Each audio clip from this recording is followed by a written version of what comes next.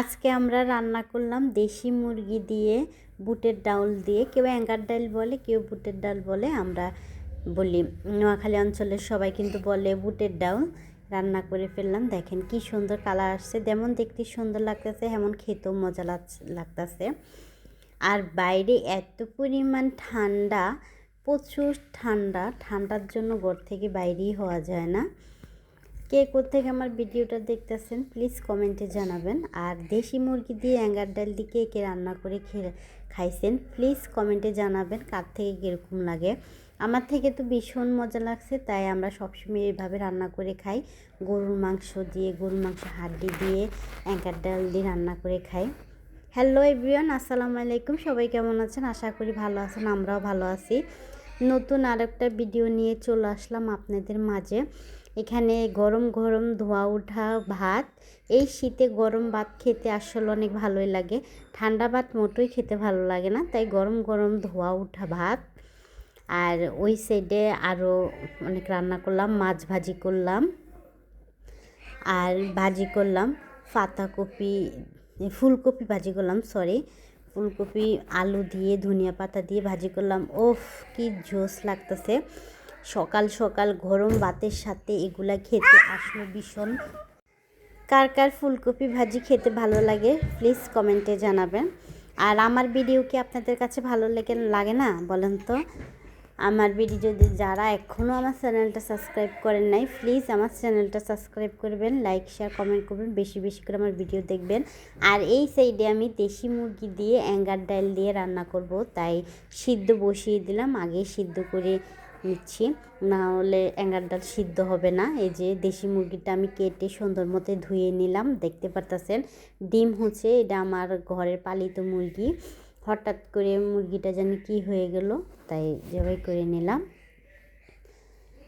আর আপনাদের ভাইয়া বলতেছে জবাই করে দাও, দেশি মুরগি দিয়ে অ্যাঙ্গার ডাল রান্না করলে অনেক মজা হয়।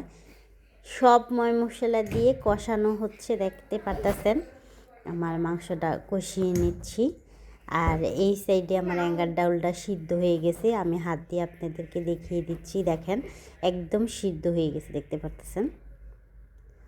এখন একটু ঝোল কমলে, কষানো হয়ে গেলে পরে অ্যাঙ্গার ডাউলটা আমি দিয়ে দেব তাহলে।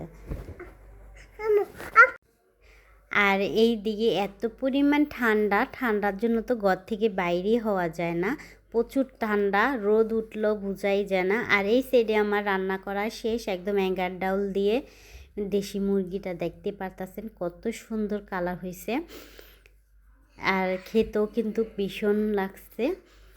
এখন আমরা খাবো, আর বেশিক্ষণ দেরি করতে পারতাছি না, খাওয়া দাওয়াটা শুরু করব, কিন্তু তার আগে আমার একটু কাজ আছে, কাজটা করে পরে খাবো। আপনাদের ভাইয়া, আমার শ্বশুরে, আমার ননস, আমার ভাগিনা, ওরা সবাই খাচ্ছে, আমার ছেলেও খাচ্ছে।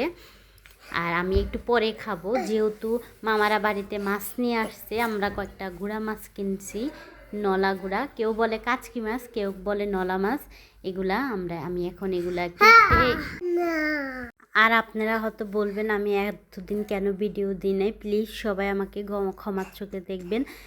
পরপর আমাদের বাড়িতে দুইটা দুর্ঘটনা হয়ে গেছে, আমার ফুফু শাশুড়ি দুইজন একই দিনে মারা গেছে হঠাৎ করে, তাই সবার মন খারাপ, আর ভিডিও করতে ভালো লাগে নাই, এত মন খারাপ, তাই কিভাবে ভিডিও করব। আর এইভাবে যে দুর্ঘটনা আমাদের জন্য আল্লাহ তাআলা লিখে থুইছে, আমরা কিন্তু কখনো কল্পনা করি নাই, তাই এই কয়দিন আমার ভিডিওটা দেওয়া হয় নাই, তাই বিশেষ করে ভিডিওটা এতদিন দিই নাই, তাই আজকে ভাবলাম চলেন তাহলে একটু ভিডিওটা দিই। এই যে মাছটা, এখানে আধা কেজি মাছ, আমি মাছটা নিলাম, এখন কুটে নেব, কুটে ধুয়ে পরে আমি ভাত খাবো, আর সবাই খেয়ে নিছে।